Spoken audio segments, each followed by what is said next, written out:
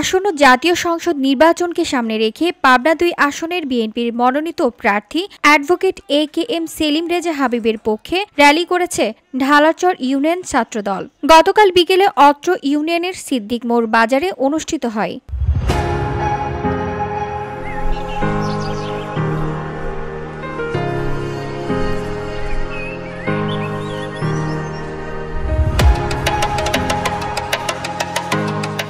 র্যালিতে উপস্থিত ছিলেন ঢালারচর ইউনিয়ন ছাত্রদলের সভাপতি মনিরুল ইসলাম খোকন, সাধারণ সম্পাদক মামুন রেজা মনির, অ্যাডাউট কলেজ ছাত্রদল নেতা মিলন হোসেন, তিতুমির কলেজ ছাত্রদল নেতা রিপন বিশ্বাস, ঢালারচর ইউনিয়ন ছাত্রদল শাহিন বিশ্বাস, আনোয়ার হোসেন মিলন, বক্কার মণ্ডল, ইয়াসিন জোয়াদ্দার, শাহজাহান আলহাজ ও বাপ্পি মণ্ডল সহ আরো অনেকেই। র্যালি শেষে ধানের শীষ প্রতীকে ভোট চেয়ে গুরুত্বপূর্ণ বক্তব্য রাখেন ছাত্রদলের বিভিন্ন পর্যায়ের নেতৃবৃন্দ।